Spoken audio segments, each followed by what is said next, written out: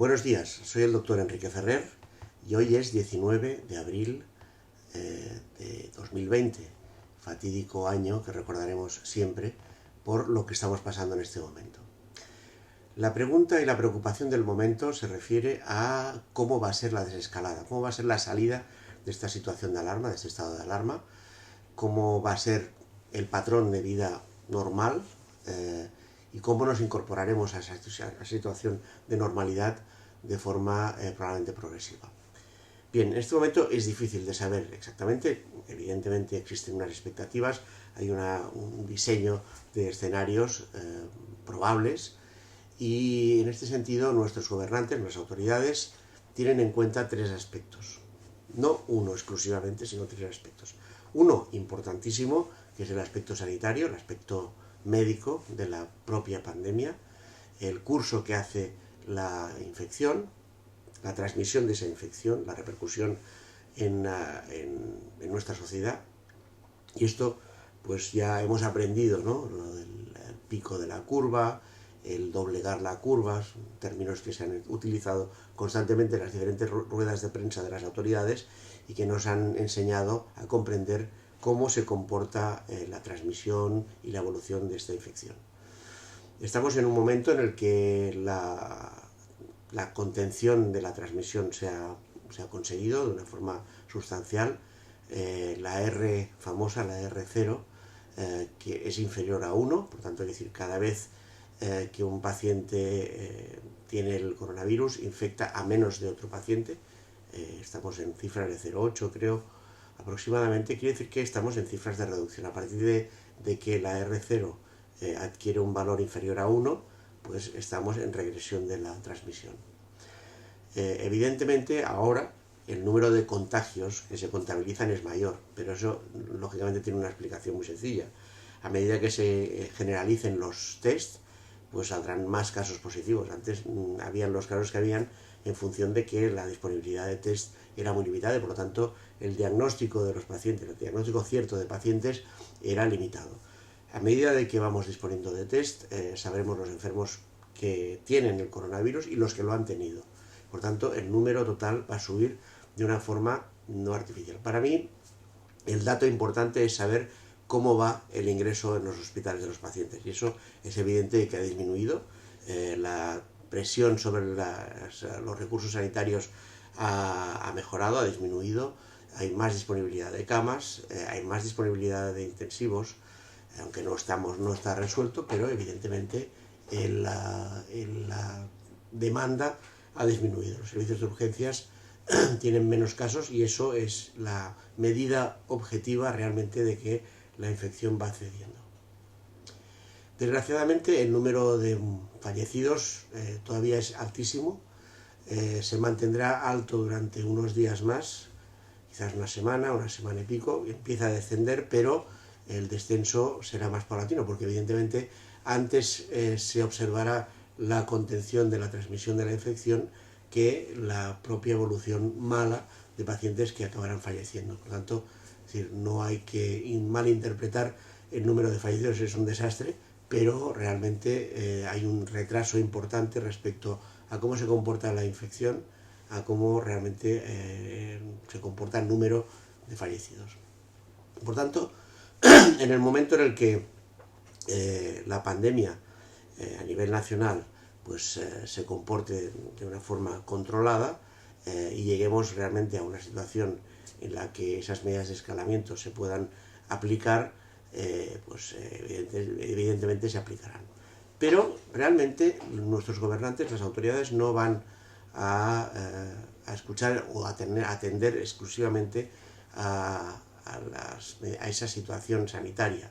Si realmente, si fuera por los expertos de salud, quizás tardaríamos meses o años en poder salir hasta que se hubiera generalizado la vacuna y estuviéramos todos inmunes. Por tanto, quiero decir, hay otros factores. Hay un factor segundo muy importante, que es el factor económico. Parar un país, parar la industria, parar el comercio, parar todo, absolutamente todo, tiene un coste terrorífico. Y como decía Donald Trump, y en eso sí tiene razón, a veces el desastre económico puede matar tanto o más como lo que es la propia enfermedad. Por tanto, quiero decir, no es posible mantener una situación de parálisis económica de forma indefinida y, pues, por tanto, las autoridades tienen que buscar un equilibrio entre qué es lo que van abriendo y, de alguna forma, la respuesta o la repercusión que tiene sobre la evolución de la infección.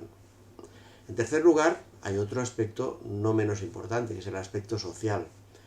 La próxima semana se va a relajar la medida de confinamiento y los niños podrán salir un poco a la calle. Bien, eso es importante, por supuesto, pero todos los que no somos niños o los que no tenemos niños en este momento a nuestro cargo, pensamos además cuál va a ser nuestro desescalado. Parece ser que habrá un desescalado progresivo, evidentemente teniendo en cuenta pues fracciones de edad.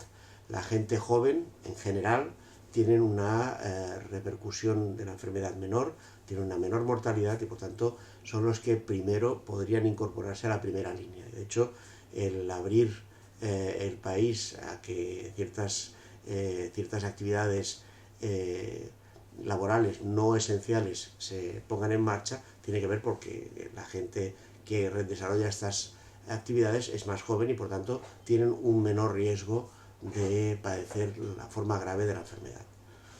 La gente de más edad,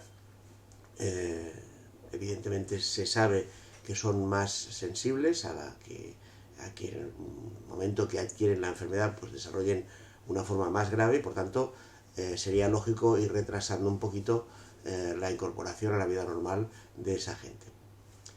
La gran pregunta viene un poco en relación con el sistema de transporte, el medio de transporte, ¿no? En este momento el tráfico aéreo, por ejemplo, está a un 5% de la actividad respecto a la misma fecha del año anterior.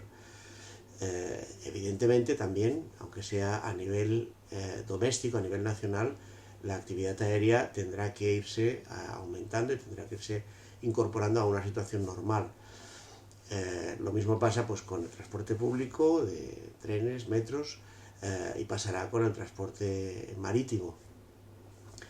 Se articularán medidas, me imagino, de menor aglomeración, de un mantenimiento relativo de la distancia interpersonal, pero sobre todo de las medidas de protección individuales que tendremos que usar.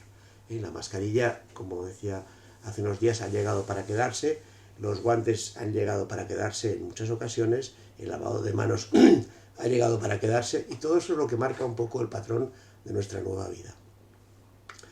La gran pregunta que nos hacemos muchos es saber qué va a pasar con el verano, qué va a pasar con las vacaciones.